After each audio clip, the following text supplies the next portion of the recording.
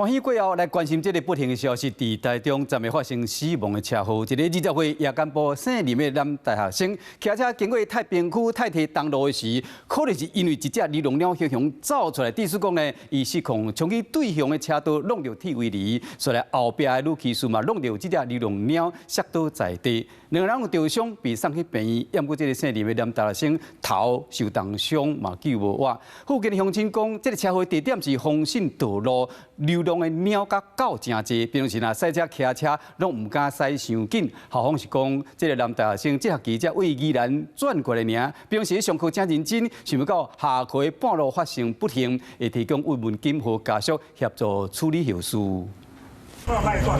车祸现场，两台机车，其中一台车头已经严重变形。骑机车民众是20岁读大学夜间部姓林的查甫同学，伊的头壳重伤，送去病院无妨救回来。另外一位骑机车的查某民众，规身躯挫伤，现场有一只野牛仔倒伫咧涂骹，已经死去。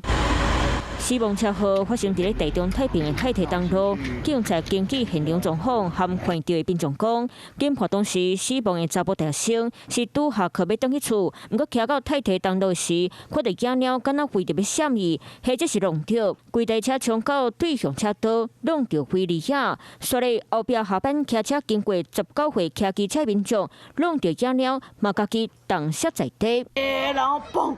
然后就只听到对啊，猫已经在地上，已经没了。然后另外一个人也是在那边。附近的民众讲，太体东路平常时野鸟野狗就真侪只，电火嘛较暗，骑车经过容易真细腻。灯亮的那个明亮度不够，野猫野狗的部分，就是骑车的，就是要放慢速度。回到事发地点，现场还有猫仔饲料，会当知影讲有人会来这饲猫仔，不过因为四周围无监视器，查甫大学生到底是弄到猫仔射出去，或者是为着什猫仔射倒，警察还阁厘清。检测均无酒驾刑事，后续依规定报请台中地检署司法相验。校讲20岁姓林的查甫大学生，这学期当回宜兰转学到台中，平常时啊上课认真，下课发生车祸过身，感觉真悲痛。即马用急难慰问金，甲家属到处理后事，同时卖加强校内行车安全教育。